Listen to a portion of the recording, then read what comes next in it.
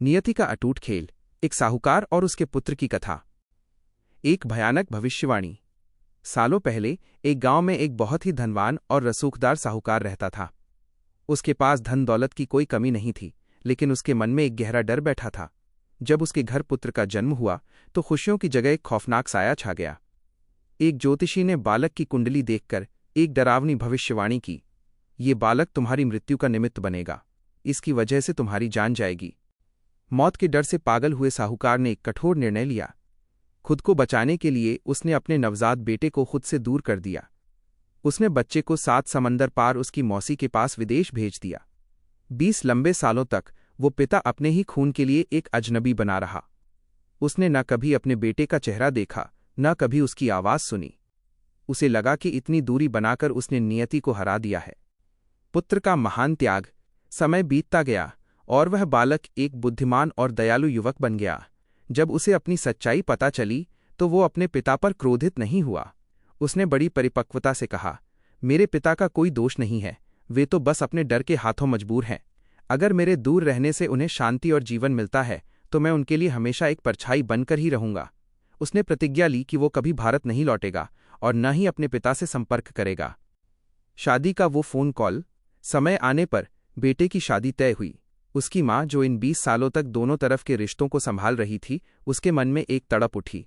वो चाहती थी कि बेटे को पिता का आशीर्वाद मिले। वो गांव वापस आई और साहूकार से मिन्नतें करने लगी, हमारा बेटा अपनी नई जिंदगी शुरू कर रहा है। उसने तुम्हारे डर का सम्मान करते हुए 20 साल तुमसे दूरी बनाए रखी। वो कभी वापस नहीं आएगा, लेकिन कम से कम एक बार फोन पर उससे बात कर लो।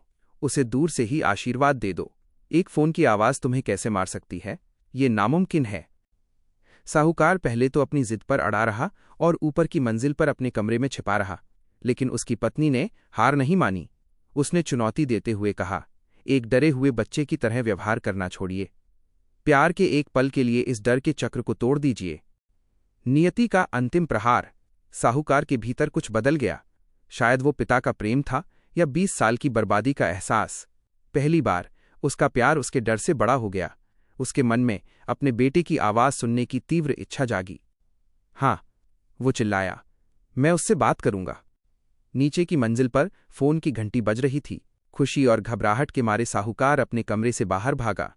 अपने बेटे को आशीर्वाद देने की जल्दी में सीढ़ियों के ऊपर ही उसका पैर फिसल गया। वो बड़ी तेजी से नीचे गिरा और उसका सिर पत्थर के फर्श से टकराया। साहूकार की मौके पर ही मौत हो गई। दूसरी तरफ फोन की लाइन पर, हजारों मील दूर, बेटा आज भी पहली और आखिरी बार अपने पिता की आवाज सुनने का इंतजार कर रहा था। गांव वालों का निष्कर्ष। ये खबर आग की तरह गांव में फैल गई। लोग जमा हुए और वही बात दोहराने लगे। भविष्यवाणी सच थी। वो 20 साल तक अपनी मौत से भागता रहा, लेकिन आखिरी पल में मौत ने उसे ढूंढ ही लिया। अगर वो उस फोन को उठाने के लिए इतनी जल्दबाजी न करता तो शायद आज जिंदा होता। बेटे को आने की जरूरत नहीं पड़ी। बेटे का सिर्फ एक ख्याल ही उसकी मौत का कारण बन गया। कहानी का सार। तीसरा टप्पा। मंद्रूपचे माउली। जैसा कि आप हमेशा कहते हैं, आलिया भोगासी असावे सादर, जो भाग्य में है उसे स्वीकार करना ही पड़ता है। साहूकार ने 70 दिन की फसल, अपना जीवन को 17वें दिन ही काटने की कोशिश की, यानी अपनी बुद्धि से प्रकृति के नियम को बदलना चाहा। लेकिन दक्ष वही है जो जानता है कि डर से भागने से मार कम नहीं होती, बल्कि सामने जाने से उसका असर कम हो जाता है। साहूकार डर के मारे भागा, इसलिए नियति ने उसे अंत में बहुत बुरा मार दिया।